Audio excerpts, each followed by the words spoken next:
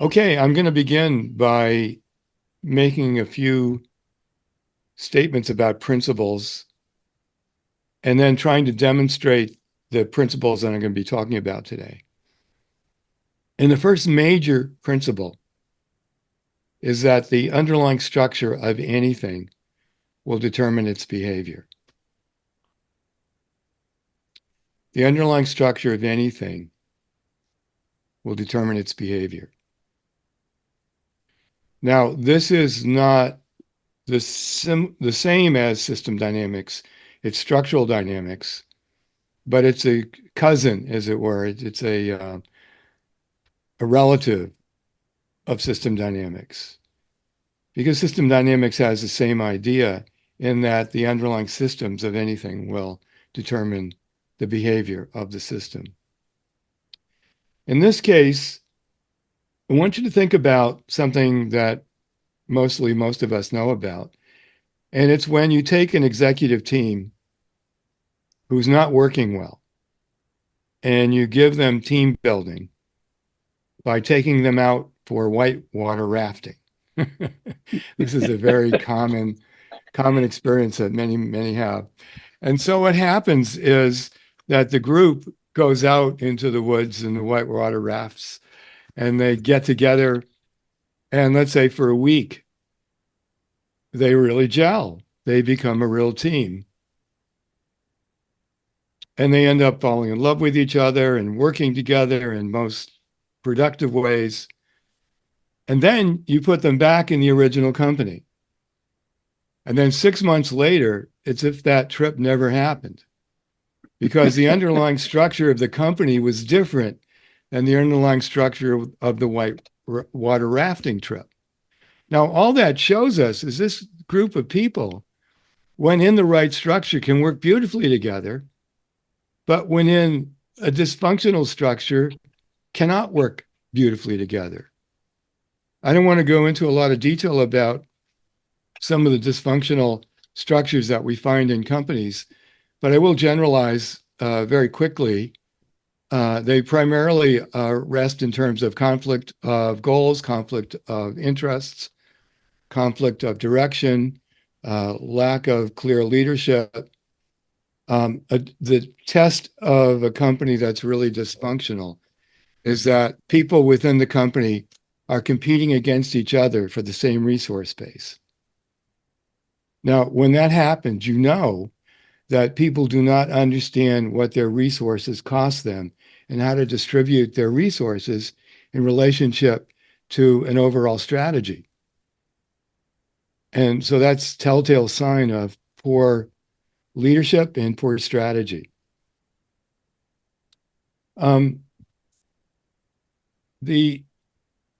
What I want to show you at first is my first major discovery in structural dynamics. And these are called macrostructural patterns. And in our lives, we have specific patterns that repeat. And there are two types of patterns. One is an oscillating pattern, in which the form is you set out for something, you do whatever it takes, you have it for a period of time, but there's some kind of reversals, and at the end of the story, you no longer have what you want. The other type of pattern is a generative pattern, in which you set out for something, you do whatever it takes, you end up with the result, and that result becomes a platform for future creations. Those two patterns have quite different structures, which is what I want to talk about today. So first of all, let me show you some videos of sessions I've done. I'm actually probably going to only show you one for the sake of time. But I have a YouTube channel called Robert Fritz Structural Consulting Channel. And currently there are 21 full structural consultations, in which in each structural consultation, there's what we describe as a change of underlying structure. In other words, a person can move from an oscillating pattern to an advancing pattern by the work that we do in terms of structural dynamics. But first, how the patterns look? What is a real pattern? How specific is it? So here is an example.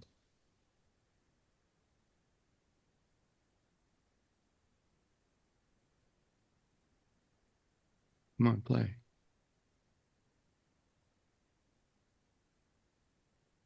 If I have it right. So where you set out for something and you had it for a while, and then at the end, it's not a good ending. That's right. Okay, so you have a story? Specific A different story? Yeah, a different story. Okay, let me explain. The client before the session has sent me two types of stories, one in which there's the reversal and the not a good ending, and the other is the advancing story where the end is successful and it becomes the platform for future success. So before the session, I construct a macrostructural pattern. Now, what I do after that is I check it against other stories in the person's life to see if, in fact, I've described it correctly. So that's what you're going to see right now. Yes. So Okay, no, don't tell it to me. I'm going to ask you. Oh, okay. Yes. Okay.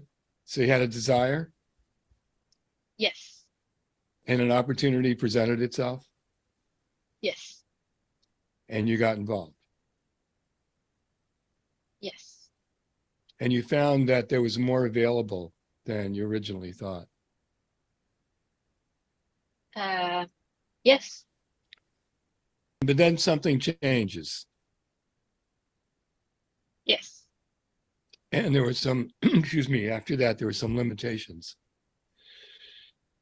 Yes. And triggers. But you did your best.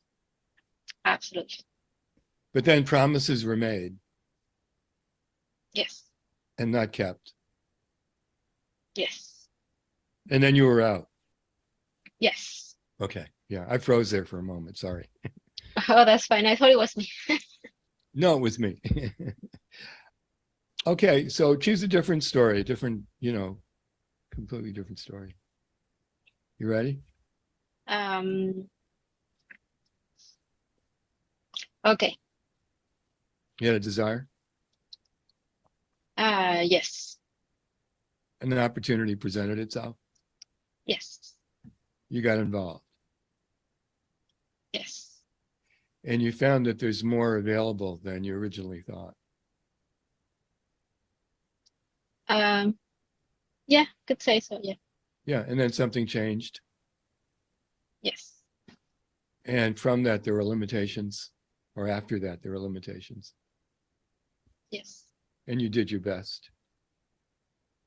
I did. And then promises were made. Yes. And not kept. Absolutely. And you were out. Yes. Oh, okay. So I think we have your pattern. Let me show it to you. Okay. So you have a desire, and then an opportunity presents itself. And then you get involved.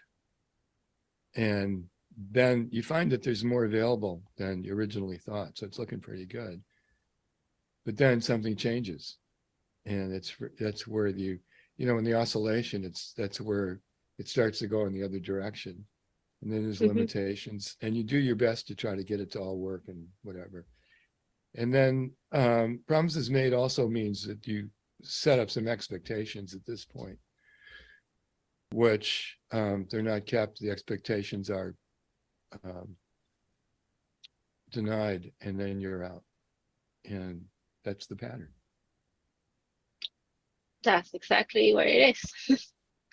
Okay, I'm just going to show you a little bit of the next one. This is an oscillating story where you set out for something and you have it, and at the end you don't have it. And it's not great. This client, she's really a young teenager who is a soccer star, world player, soccer star. And I won't play the whole thing because for the sake of time, but just so you get a sense of how specific these patterns are. Okay. And it doesn't necessarily have to be soccer. In fact, it'd be good if it's something. Yeah. Okay. Yeah. Okay. Okay. So you have a story in mind? Yeah. And so it's better Don't if tell it's me what it is. okay. Yeah. You had a desire Yes. and you applied Mm-hmm. and you got it. Yes. And then things went well. Yeah. And then something essential changed. Yeah. And then you were less involved after that. Yes. And then eventually you quit. In the Or was quit. story, Or was quit. eventually, yeah. In the story, eventually it was later. Like I tried again and then eventually, yeah. Okay. So that means something essential changed. You got less involved. I'm just going to. So what I'm doing here is I'm just adjusting what I wrote, because when I'm checking it against other stories, it gives me a chance to update it if there's different steps and so on I missed. Put a first and second ending in here. And so what I did was I put a first and second ending in, but I'm going to stop that here. And so this is the point. The underlying structure of anything gives rise to a pattern of behavior, and it becomes a predictable pattern of behavior. Now, what I want to talk about today is how come this happens. What is the underlying structure that gives rise to these predictable oscillations or advancements? And this is the essence, pretty much the essence of what causes these patterns and how to work with them. Now, I want you to think about a camera. And in a camera, we can have a close-up, a medium shot, or a long shot. These are different positions the camera would have. In the close-up, you see a lot of detail. In the medium shot, you see a, sort of an overview.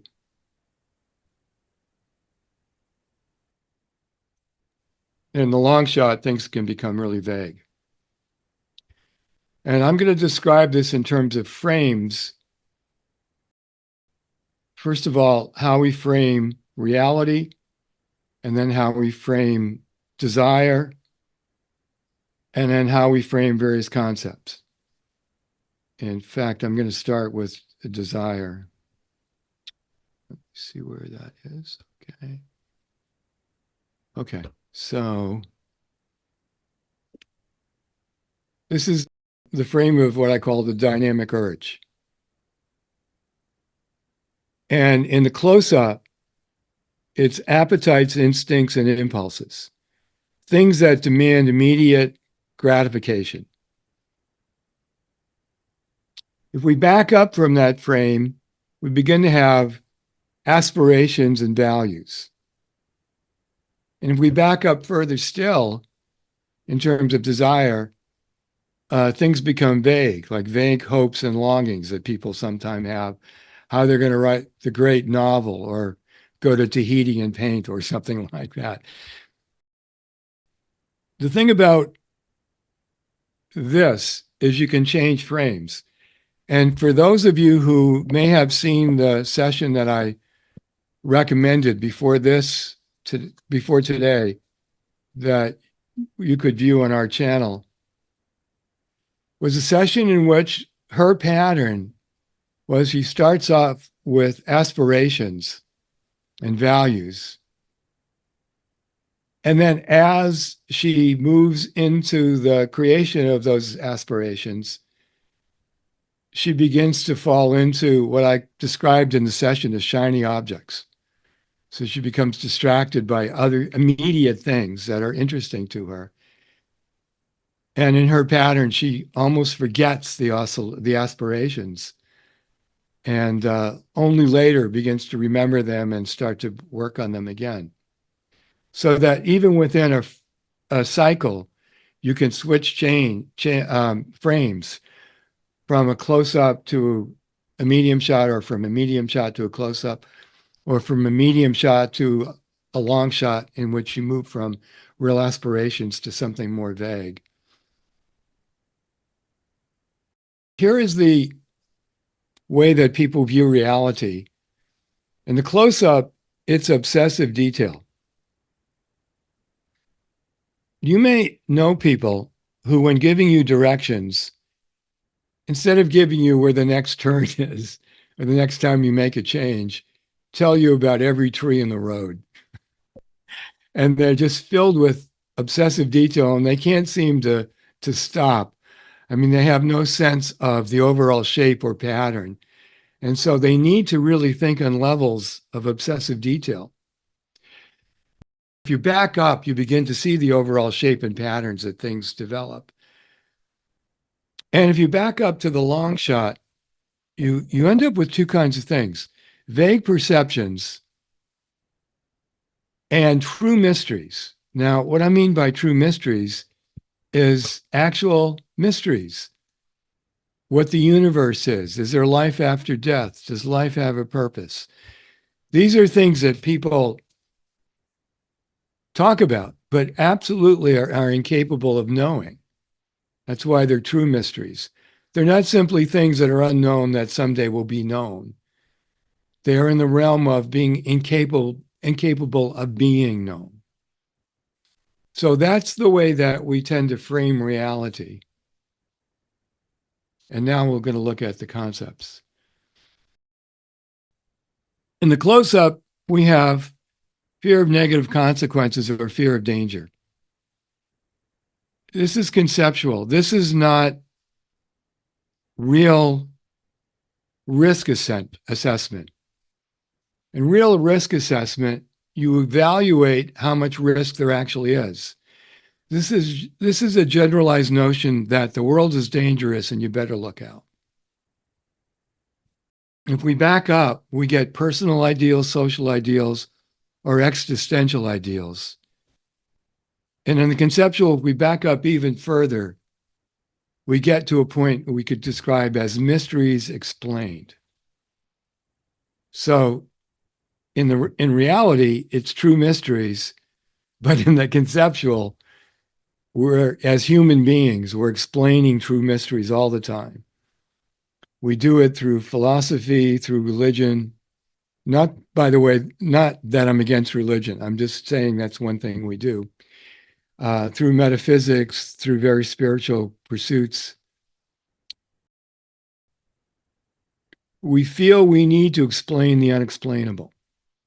It's a tension that's looking for resolution. It's a tension resolution system structurally. And so our tendency is to want to fill the gap. Now, a very Zen thing to do is to leave the mysteries as mysteries. Well, sorry. So we have true mysteries on the one hand, but in reality, we just simply don't know what we don't know, and we don't try to know that. Okay, I'm going to stop here, and in a minute, I'm going to put them together and show you how it all works together. But at this point, do you have any questions or comments for me? For me personally, it's just, I don't know what question to ask other than this is an incredibly intellectually inspiring information that you just put forth and laid before us. So I'm very intrigued to hear more, especially in terms of putting it all together. But it's very powerful, what you said so far for me. That's great. You know, one of the things when I discovered patterns, it was in 1980. And the way I discovered it was I hadn't talked to a friend for about 6 months. 6 months before, he was just getting into a relationship. And so naturally I said, well, how's the relationship going? Well, it was over. And I happened to be at my desk. There was a pad of paper in front of me. And as a composer, I tend to think in terms of structure. In fact, as a composer, we study things called form and analysis, where we analyze pieces of music, like the form of sonata allegros, the classical music form, and so on. And so as he was telling me the story, I jotted down the story and put it in boxes like you saw in the demonstration I just showed you. And I looked at it and I thought, you know, it's not a good story, but it's a very good structure in the sense that the structure really moved logically from one box to the next box to the next box. And so that's when it occurred to me to ask him, about other stories where he set out for something, had it for a while, no longer had it, typical ending. And I went through the same steps that you saw me demonstrate just now. And I was blown away by the specific of that. So the next, I don't know, 3 or 4 weeks, I did everybody's pattern I could find, testing this thing out. And sure enough, everybody had both an oscillating and an advancing pattern. So what I did naively was I put together a little workshop of about 40 people. And my idea was if I showed them their patterns, they would stop doing it. Oh, this is how little I knew at that point about the underlying structure that was giving rise to these patterns. So it was a one-day workshop.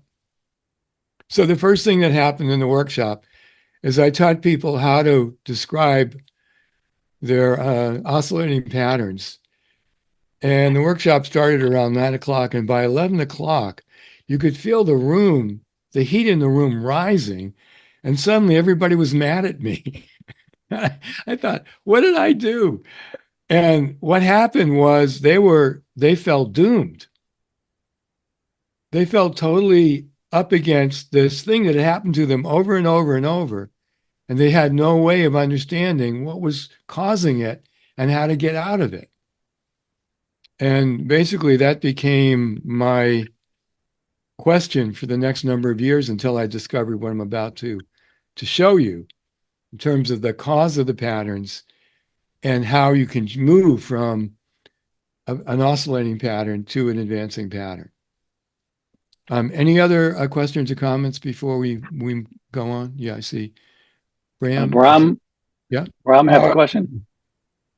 Just when we talk about the oscillation, isn't it perhaps that some people find the familiarity of the oscillation, that they find a certain level of comfort in there? And there's a fear or uncertainty of what would happen to me if I move outside of those oscillations. These oscillations happen, yeah, I got you.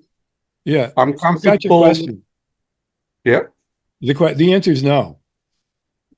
Now, what you've done is you've created an alternative theory of why patterns cause, which is they feel comfortable with it. They don't feel comfortable with it. In fact, when they see it, they really feel disoriented and upset, usually, or enlightened by, oh, there's something going on I didn't know about. The cause of it is structural. It's not about comfort. It's about the underlying structure of anything will determine its behavior. And what I'm going to show you is what that underlying structure is, so you can understand exactly what the mechanism is that causes the oscillating pattern. Okay, and then just another one. How many realities are there? Well, what do you mean by that And question? Are realities not bound to context? And don't we have evolving realities? Okay, the reality that I'm talking about is the reality in which music exists. Time and space, the reality in which time is non-retrogradable, not retrogradable. In other words, time only moves in one direction in our reality that we live in. There might be other realities, but I'm not addressing that. I'm addressing the reality that we live in day to day. You get up in the morning, or you get up whenever you get up. You do things, then you go to sleep, and then eventually you're born, eventually you die. What doesn't happen is you don't get younger and younger, and then eventually go back into the womb and then eventually separate into sperm and egg. Time is non-retrogradable. Retrogradable. Probably is retrogradable, but not retrogradable. The kind of, it's interesting, the difference in philosophy versus the arts. In the arts, there's a very specific training. For example, when I went to Boston Conservatory, the first year, right off the bat, they have a course called ear training. And the teacher will go to the piano and play C, F sharp. And you're supposed to hear it and write it down. Now, if you write down C, F, you're wrong because the teacher actually played C, F sharp. And your job as a musician, as a composer, is to be able to hear what's being played independent of any concept you have. In the arts, there's a wonderful book by Arthur Stern called Color, How to See It and Paint It. And his story in that book is he takes a group of his students down to the shores of the Hudson River. And he points across the river and he says, tell me what colors you see. And they say, well, the brick building over there is red and the tower is yellow and the other building is white. And then he hands out what he calls a spot screen, which is like an index card with a hole in it. And he makes the students look through the hole, which isolates the color from the object. And he said, now tell me what color you see. And everybody got very quiet until one of the students said, blue. Everything over there is blue. Now, the reason they were seeing blue was because in days that are foggy, you don't see the colors of the objects in the distance. You see the atmosphere. So if it's sky and if it's water, generally things in the distance will look blue, like blue mountains or purple mountains. But then he goes on to say, why were they seeing colors? And he said they were substituting a concept of reality on reality. He said the mind gets in the way of the eye.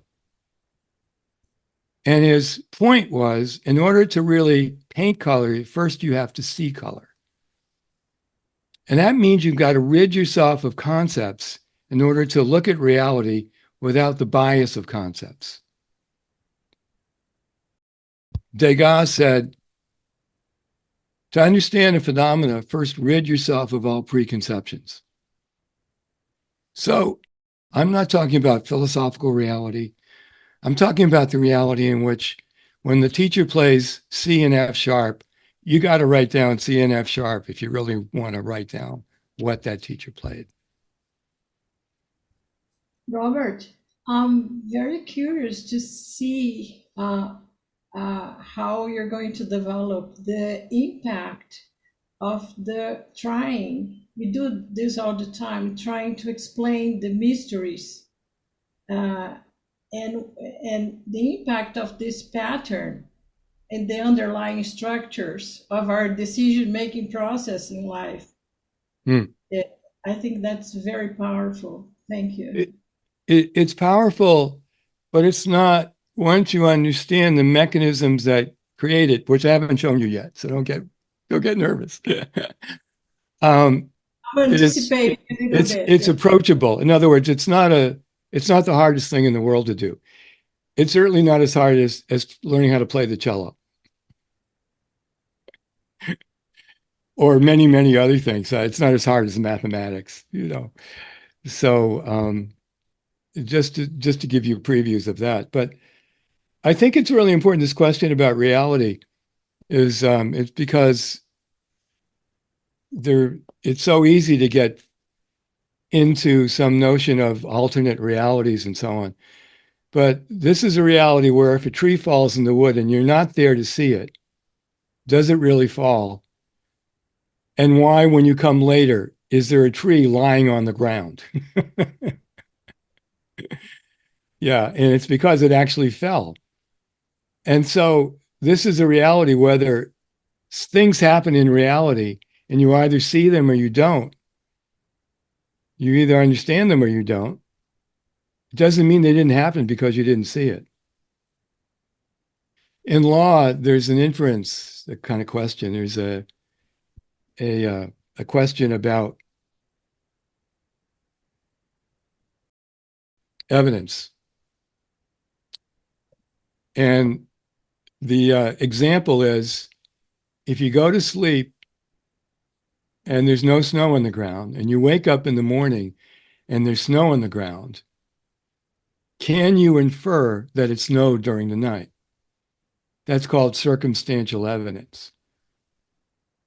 And I think that's the reality we're talking about. And it's very much an evidence-based type of idea that we really look for evidence. How do you know what you're seeing is so? Where's the evidence?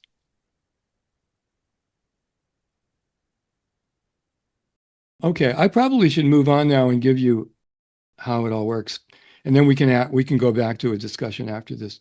But let me show you what it leads to. Okay, open this, share. Okay. Remember our three frames. We have the dynamic urge, we have reality, and we have concepts.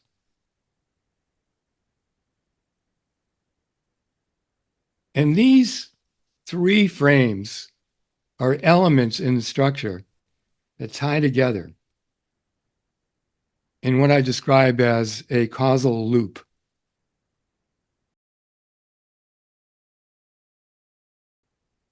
The goal of this structure, as the goal of all structures, is to seek equilibrium. And by the way, this is true in system dynamics as well as structural dynamics. A system or a structure is always seeking equilibrium. Equilibrium may or may not be able to be accomplished. But the fact that there's something seeking a change from one state to another causes things to happen. In fact, it creates a feedback system. So the structure is trying to compensate as it seeks equilibrium. And sometimes it'll move toward one direction, like, for example, toward the dynamic urge. Sometimes it'll move toward a different direction, for example, toward concepts. I've described this in my books as if you have two walls, a person, and two rubber bands. And these rubber bands represent tension resolution systems. Whenever we have a tension, it will strive for resolution. These are like two elastic bands. In the oscillating pattern, what happens is the person reaches the outcome that they want. Their tension resolution system, the elastic band in front of them, is completely resolved. But on this wall, which we could write as concepts, there's the most tension. The reason why the person accomplishes what they want and then oscillates is because having what you want is not sustainable in this structure. Because the path of least resistance is to move away from having what you want. Now I'm going to describe one event. And here's the event, having what you want. In one structure, the event is the most position of non-equilibrium. It's the least sustainable. In a different structure, it's the point of resolution. It's the most sustainable. So this is why in the beginning of a pattern,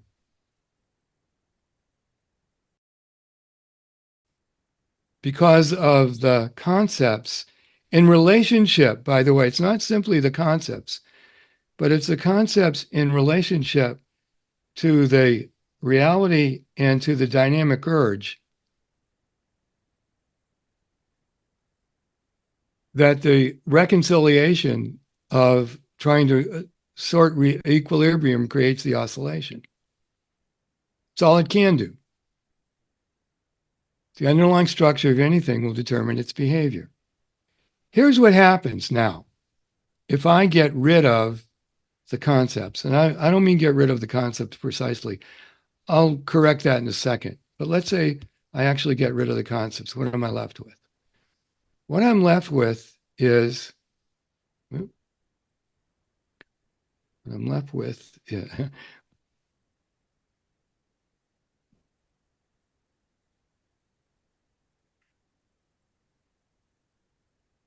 Let me get the right thing here. Okay, what I'm left with is structural tension, in which what I have is I have a desired outcome, and I have current reality, and I have an action step, and I can take actions. I can take actions to move from where I am to where I want to be. Now, when I reach the outcome, there's nothing pulling me back. There's no contrary rubber band. Now, it isn't like the concepts go away. It is that they're no longer in structure. So I have this tripod, 3 legs.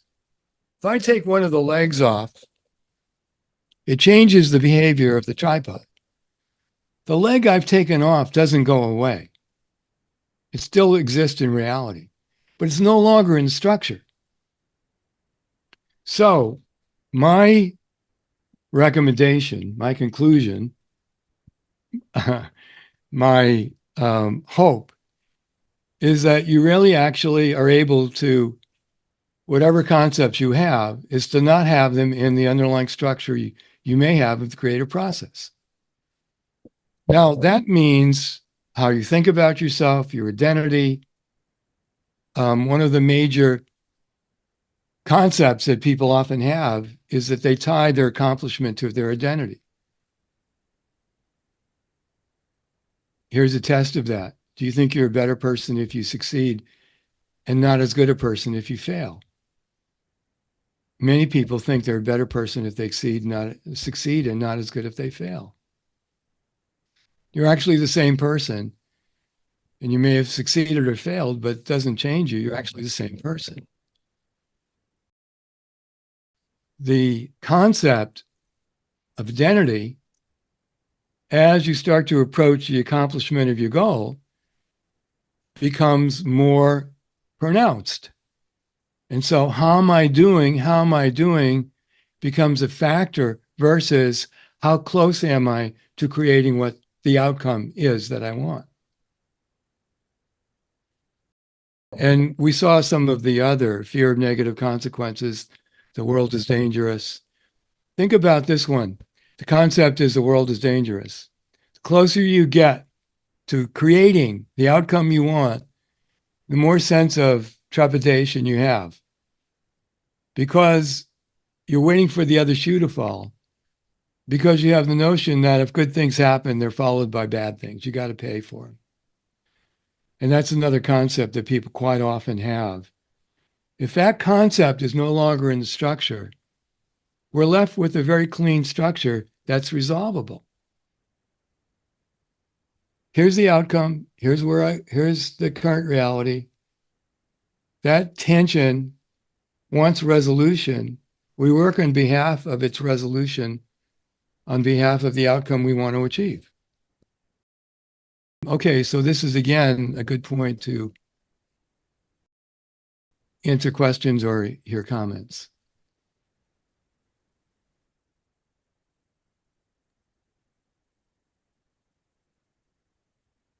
I hope this makes sense to you.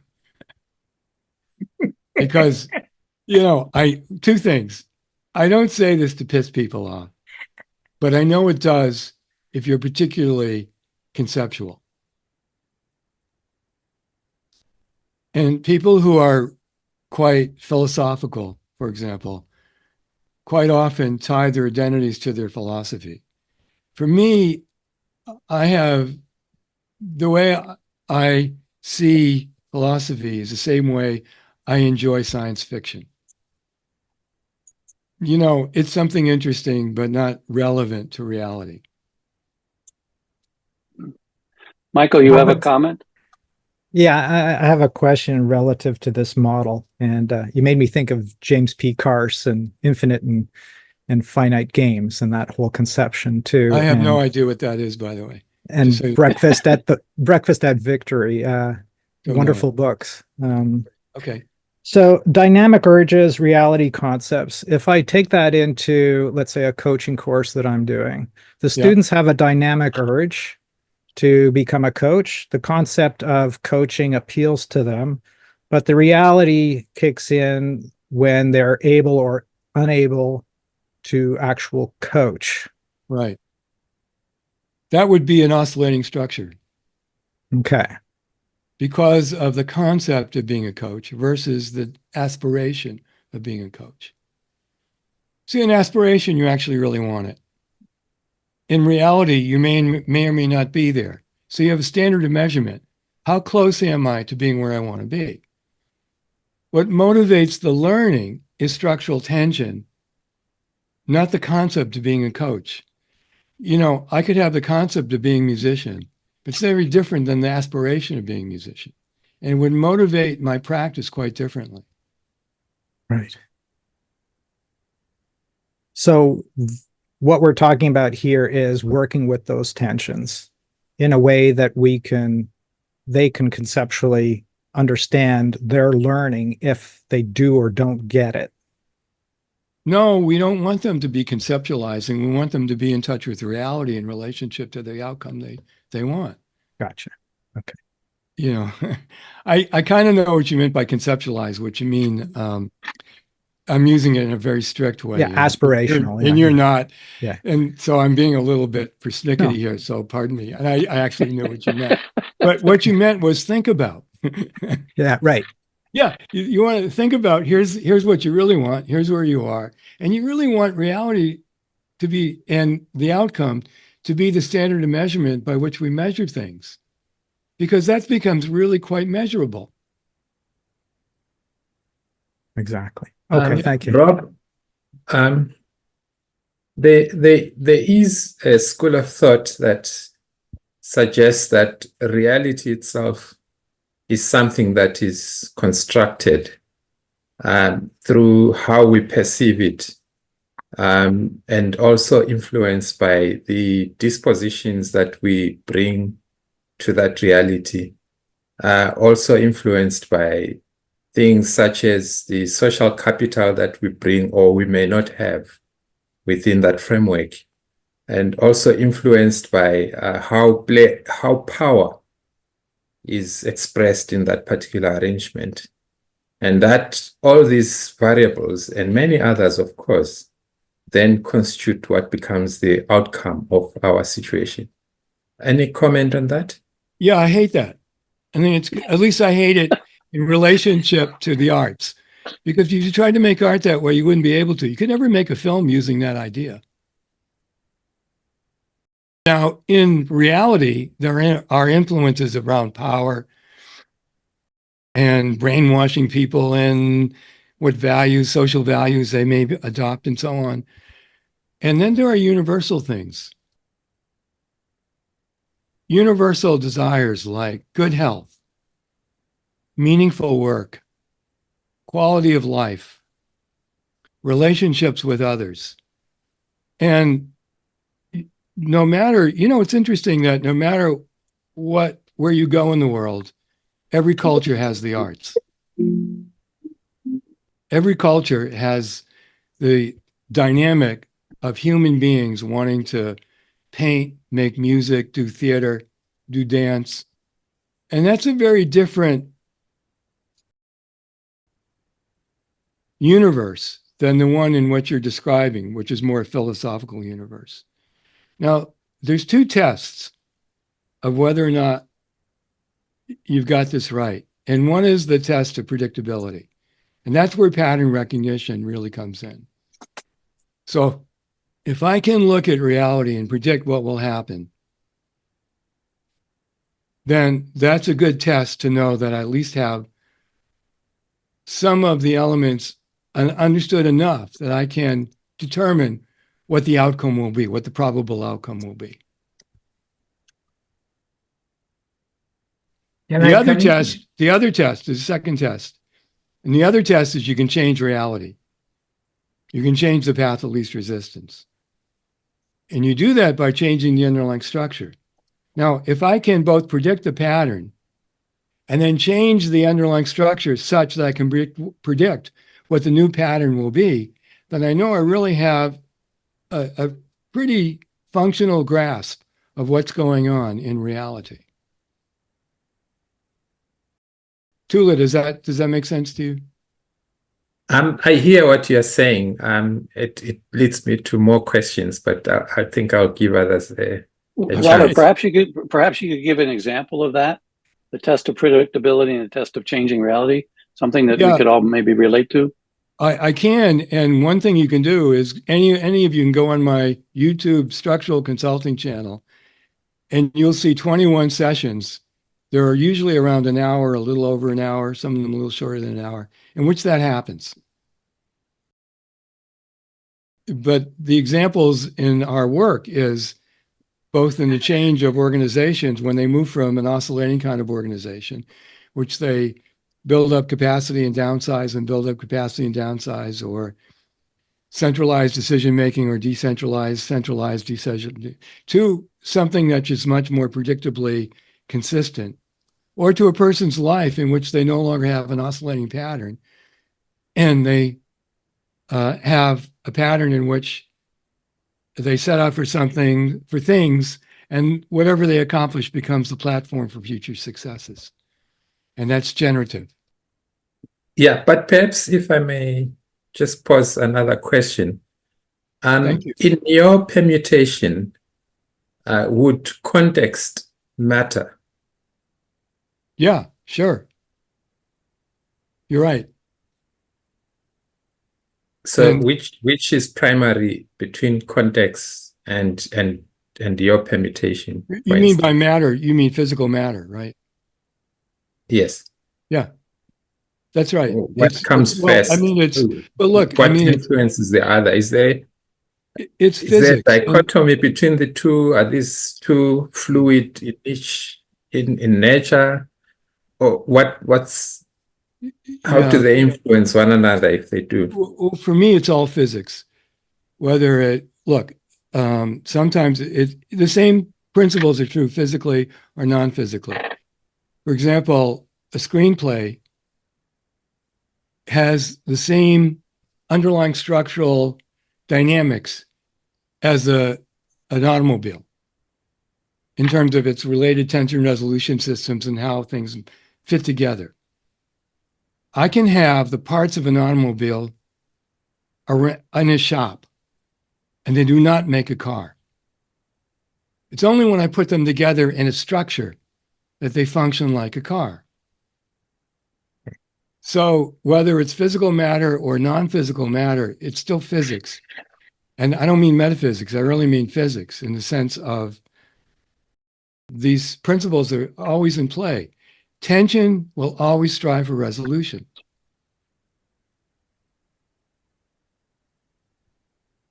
So whenever you have a tension, that becomes a dynamic striving for resolution. Whether Robert, it's physical. I see Hassan has had his hand up for a long time. Oh, I'm sorry. Who's No, that's me. Don't be sorry. I'm just getting more confused. So that's nice. The question of what is reality versus perception, right? We have it one side. We look at things within its context and contents, right? So I give you an example. I'm traveling with my teacher on a boat, right? We want to cross one side of the river. And the boatmen are very happy to take us on the other side. When we get the other side, my teacher makes a hole in the boat. I don't understand that. In what context is doing it? What is the perception of doing that? And I get very confused and I move on and I ask him, this is life. You will never understand everything that you see. There's always underlinings. Please explain to me. He says, all right. The ruler of that place wants every boat to go into war. So we did a favor, we just made a hole. So it is unseaworthy for the ruler, but the fishermen can repair and carry on with their life. How does that fit into the dynamics of structure when we're working with something and perception is leading us one way, reality is the other way? Well, no, you had in the description, you have in what you've given as an example, contradictory goals or conflicting goals. Prevent war, fish. You got these two goals that are in conflict. So let me show you what that looks like from a structural point of view. So these are like two different tension resolution systems that are in conflict. And this is what the structure looks like. Tension resolution. Pardon my writing, by the way, I'm crummy at it. Let's say this is the desire to prevent war, hole in boat. Desire to fish, no hole in boat. Now, what happens in an oscillating, this could be an oscillating structure in which there's what's called shift of dominance. So sometimes one, like desire to prevent war might be higher in dominance than the desire to fish. And if that were the case, that would lead to a hole in the boat.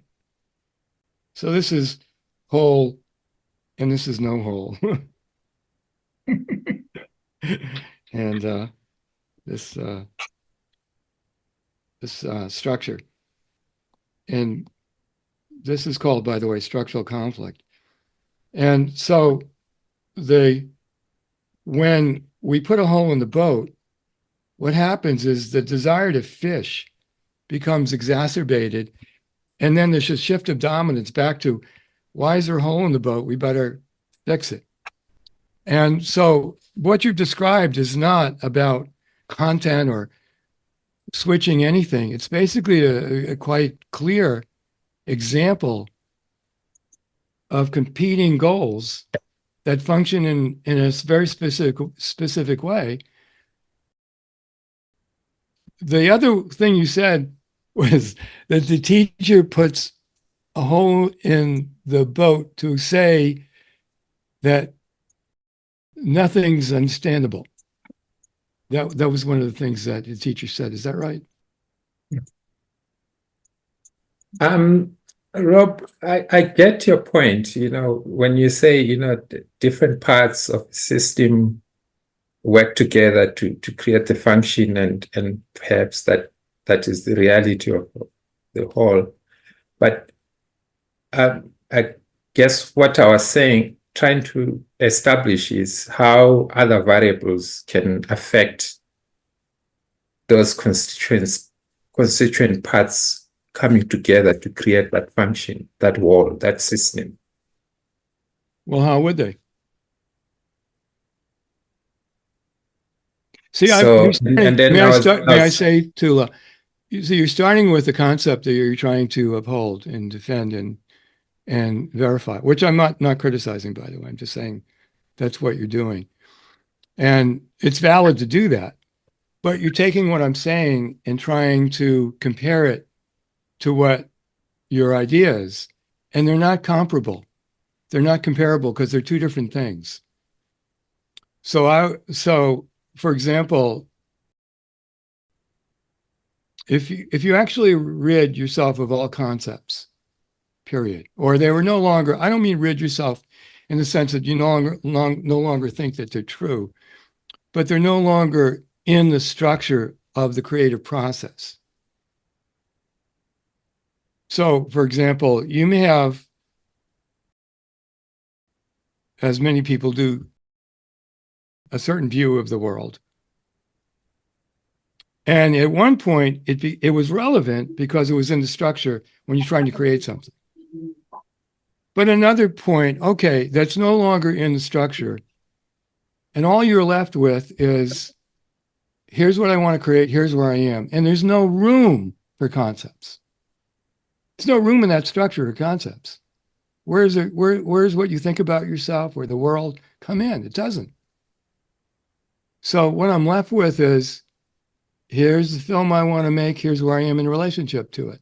Here's the building I want to make, here's where I am in relationship to it. Here's the business I want to make, here's where I am in relationship to it.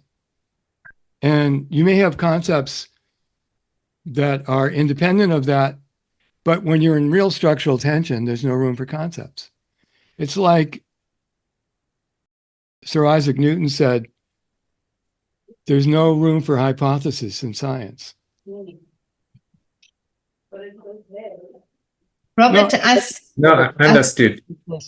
No, Understood. I know what I'm saying is kind of annoying and and I really don't mean to be. What I mean to do is share with you what I've discovered over the last 50 years. And and we work with these principles in people's real lives and in the real creative process over and over and over, thousands of times.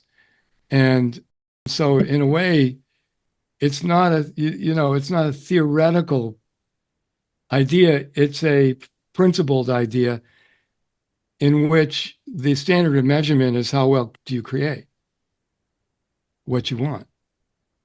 Now, your logic is understood, Robert, and really appreciated. I guess one was trying to, expand it in a way and to see if it can be affected by other variables.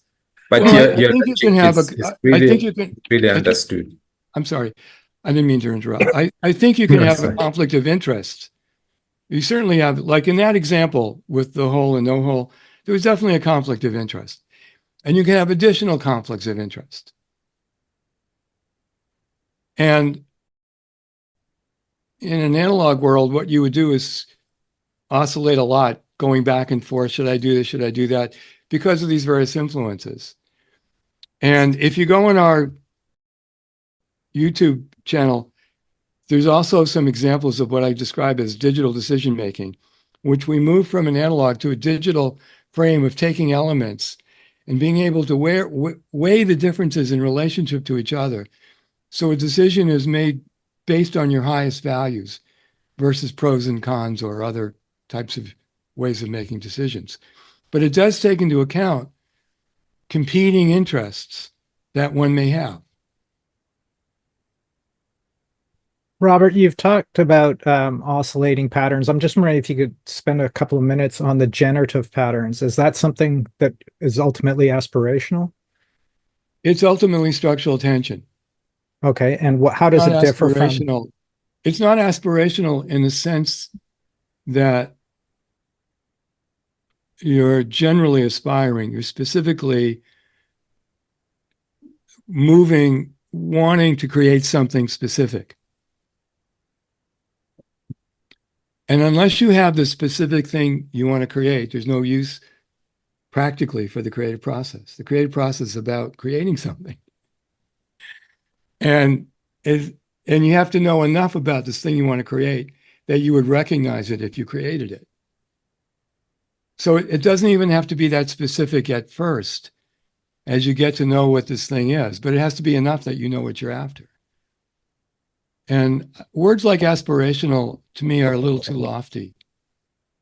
I think I think they lead you into the conceptual. Okay.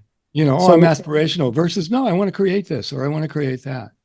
So what is the difference between oscillating and generative? In structure, it's in the generative, your structural tension.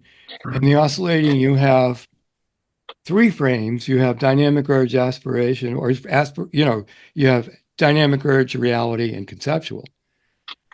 In dynamic urge, rather in structural tension, there's no conceptual.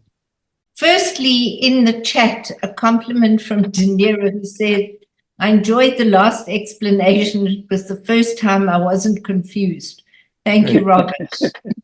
All right, progress. And I think perhaps the rest of us are getting there and not quite there.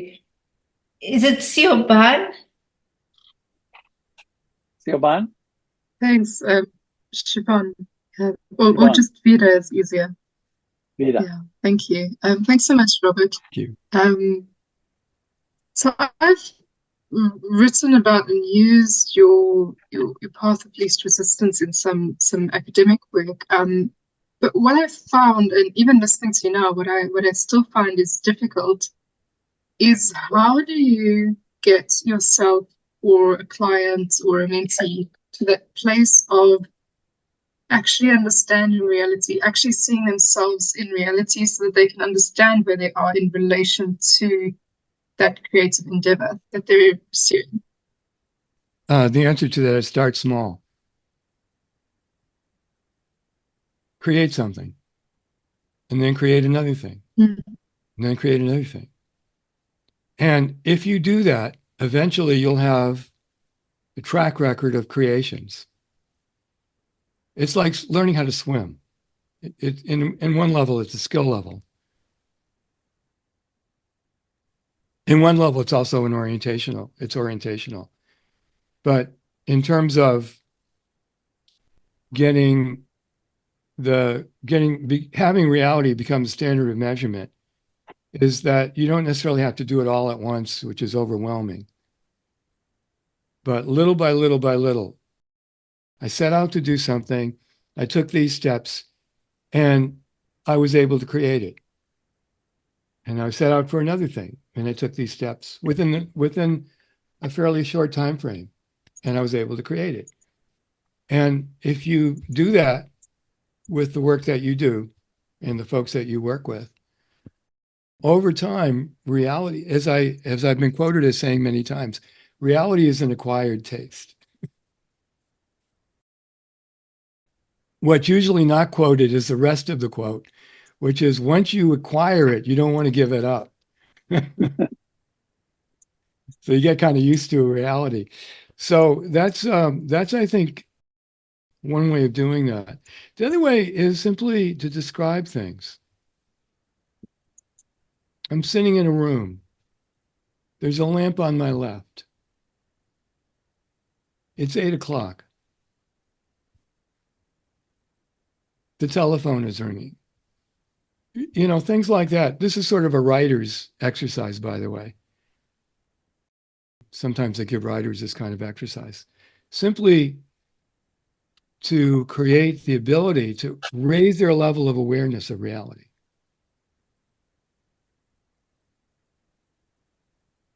Genevieve, you wanted to ask a question? Yes.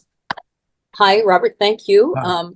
I'm ashamed that I didn't do the homework, so I came in pretty cold to this. But as an artist myself, I think I have a pretty good idea of this, although I never thought about it that way. But my question is that what happens to a lot of us as artists is we let go of all those concepts, but then you run into them. In the end, they stop you because you can't keep moving in a creative or artistic direction that you want to go. For instance, let's say you want to do music and healing. You have to ultimately get certified to have certain skills to do that, or to prove that you know your music, or to prove this or that. So it seems like those concepts, or often even the gentleman was talking about coaching, and ultimately having to get that certificate. So I guess that's where I'm a little confused. Is this just simply a way of talking about the creative process? But then how does that apply when you are moving into a more structured process? That's the point of confusion. Yeah, I got your question. Yeah, thank you. What kind of art do you make? Well, I'm a theater artist and a writer. Oh, good. And recently, Genevieve was named the artist laureate for the state of New Hampshire. Wow, that's great! Congratulations. Thank you. Yeah, we live in Vermont, so we should meet up sometime. Sounds good. So look, first of all, too often artists do their art one way and their life a different way. So step one, if you're an artist, is do your life exactly the same way you do your art. Okay. Secondly, what you've described is, I'm going to just describe it on my pad here. Let's say you have a primary choice.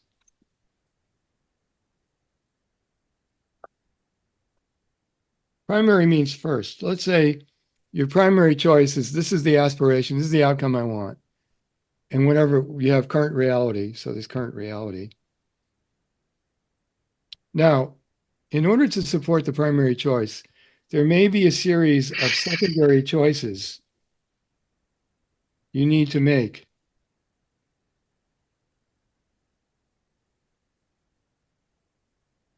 In order to support the primary choice. So one of those choices might be become certified or become trained. And if the primary choice is really primary, often secondary choices are not choices you actually want to do, but are willing to do in support of the primary choice. For a musician, it might be practice. You know, you think about how can you see some of these great concert artists and they practice 9 hours a day. I mean, how can they do that? And it's because of the concert or the concert tour that motivates the 9 hours of practicing. So often in the creative process, there are a series of secondary choices we take in support of the primary choice we want. We don't necessarily love doing them, but that's not the point. We're not doing them because we love doing them. We're doing them because it's mandatory or it's required if we are to create the outcome we're trying to create. Dorothy Parker said it this way: I love having written. In other words, she didn't like writing, but you know what? You don't get to write books unless you sit down and write them. So as a secondary choice, she would write to produce the outcome she wanted. And by the way, that's how it almost always is, both in the arts and in life.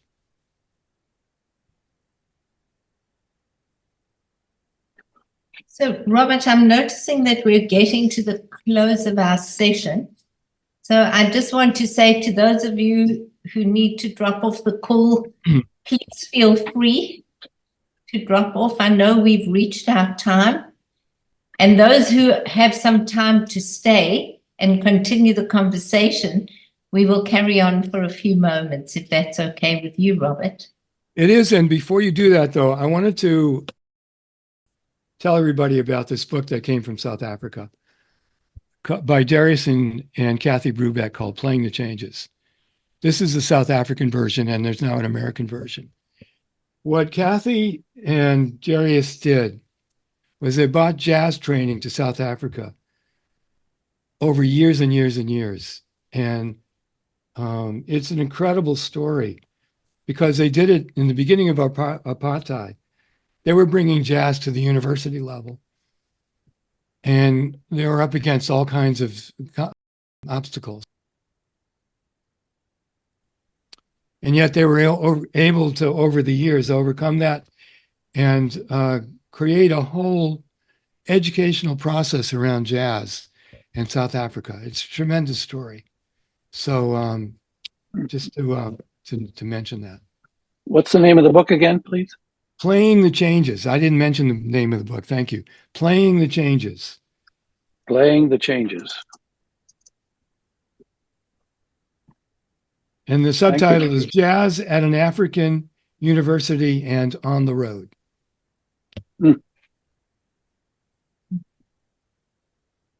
So I see another quick comment from Bronwyn in the chat box who says this was mind-bending. I think many of us, it has been. I think it's quite hard to get your head around a new concept or an idea that doesn't fit your way of thinking. So it's been a real exploration. And I'm wondering if anybody else has any other questions. A matter of pushing the right buttons in life, so to speak. Thank you. I appreciate all these wonderful things, and especially about the two ways and so on. But somewhere, Robert, you mentioned that this is not psychotherapy, and I'm really interested to find out if you sometimes, when you're having these conversations with your clients, you actually hit a spot where they are sort of going deeper in themselves, and it's so painful that they couldn't go further. Because I haven't. Well, I haven't because we're not doing that kind of work. But if there is somebody who needs psychotherapy, we recommend them to seek professional help. Yeah. Yeah, But this is not. Have you really never encountered it? I've encountered people who get to a dead end, Yeah. often when they are on antidepressants. Right. And the reason that's so is there's a certain critical factor when you take antidepressants, some of them, for some people, that seem to cut off critical thinking. And so what happens is it's very difficult for them to think through basic questions. Yeah. But on the other hand, if it's not, we don't do pathology, and if somebody needed pathology, we'd highly recommend they seek professional help with a psychotherapist or psychiatrist. Yeah. Great. Thank you. Yeah. But a lot of times people think they have psychotherapeutic problems when they actually have structural problems. Absolutely. So a lot of times the psychological problems go away when suddenly the structural dysfunctions are no longer in place. Well, I found that moving these the unconscious structural pieces are not easy to move, if I put it that way, because they are unconscious and they sort of surface and they go like this and it's painful. So you never really get hold of it, and then you can't move it. If it's causal, but a lot of times it's not causal. Actually, I want to tell you something that might be of interest to you. Mm-hmm. It's about where the concepts come from. And often the concepts we found have come not from a repressed area of consciousness, but from a conclusion a person made from some kind of traumatic experience. Sure. So, for example, the father leaves the house when she's 10, and she concludes you can't trust men. And she's over her father leaving. You don't have to go through that. But the question is where this concept is, can you trust men? And often the person who has that concept attracts men you can't trust. To add insult to injury. So they have a lot of proof that you can't trust men. So it becomes a reinforcing cycle. But that's a concept that's not steeped in reality. That's a concept that's steeped in the conclusion they made about reality. If you can move from the conclusion to a clear view of reality, that concept will not stand up to scrutiny. So that's how that becomes a change in the underlying structure that's really quite profound. Mm-hmm. And Robert, is that related to the ladder of inference in some way, where no, it's not. Okay, it's different. It's not, and I'm not a particular fan of the ladder of inference. So no, it doesn't, and I'm not a big fan of that. Okay.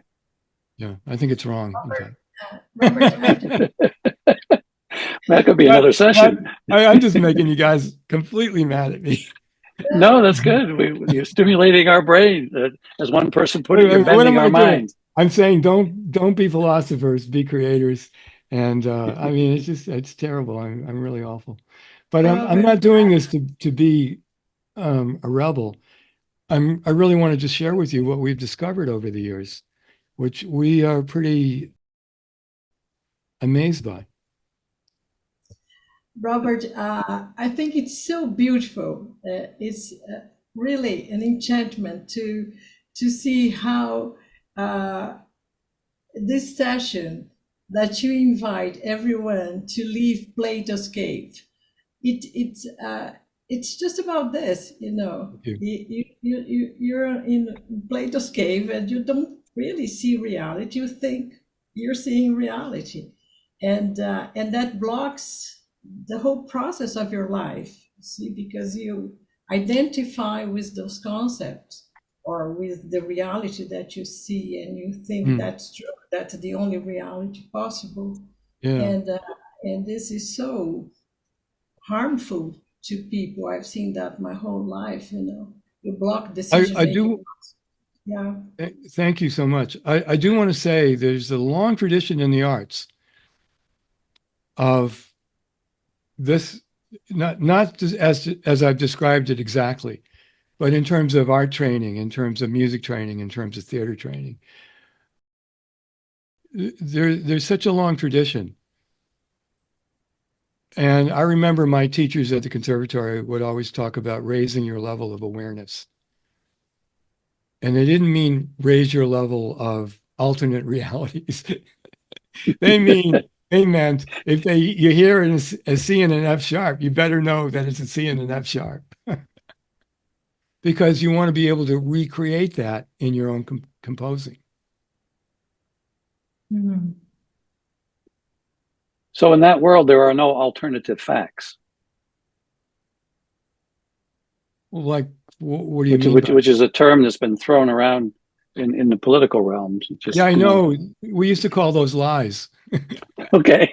Just in the old days, I figured you'd have some thoughts on that topic. Well, yeah, I mean, look, I think what I'm describing is so much more like science also, like the arts and sciences, than it is like philosophy or politics or economics, where you can have various philosophies and so on. But because it's evidence-based. Mm-hmm. I was just wondering if I think, as you say, maybe a person has to go back and learn what is the CF sharp and sort of get that grounding, that basic understanding of what the basic building blocks are of the whole argument, of the whole model, the whole theory, to perhaps move forward with it and see what one can take out of it. Because it's a little bit much to sort of grasp all at once. It's quite well, Nate, I do have some books. Thank you. Where I've written about this, and it's sometimes it takes a while to understand something that's new. So I do recommend my books, but I don't think of it as a model, by the way. I think of it as principles, structural principles. Hmm. And a model is something you use to compare other things with. And what I'm trying to encourage is people looking not with a model. Rid yourself of all preconceptions and look and see what you see. And I Thank think you. a final comment from Shaban, who posted something in the chat around narrative therapy. And I think after that, we will close the call. Okay. You want to just expand on what you put in the chat? I have friends that work in narrative therapy, and it just reminded me of that approach. And I appreciate it's not narrative therapy, but just that might be a worthwhile referral when it comes to having people see reality. That if you have a concept, what therapists in that setting will do is, for instance, that's this young woman who thinks men are not trustworthy. The therapist will then challenge them to say, well, can you tell me a story about a time that man was trustworthy? And it's very powerful and interesting how it breaks a person's kind of very fixed, rigid thinking as they tell the story. So I'm not sure actually if it's related, but it reminded me of that same thing. Well, what's the opposite of a conclusion? It's not knowing. Yeah, question. Yeah, it's not knowing. Question or simply not knowing. You come to a conclusion about things, you often no longer look because you think you know the answer. And a lot of these conclusions are assumptions that are assumed so much that they go without even being recognized as assumptions. Just that's how it is, this is built in. And so the ability to rethink everything is such a great advantage. To start from scratch, no matter what you thought in the past. Let me look again and see what I think.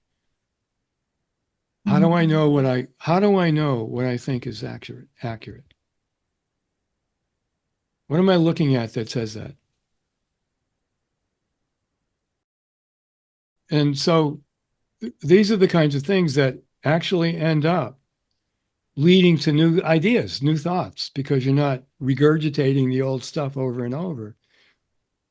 For myself, as I've developed this process, have changed my mind about all kinds of things.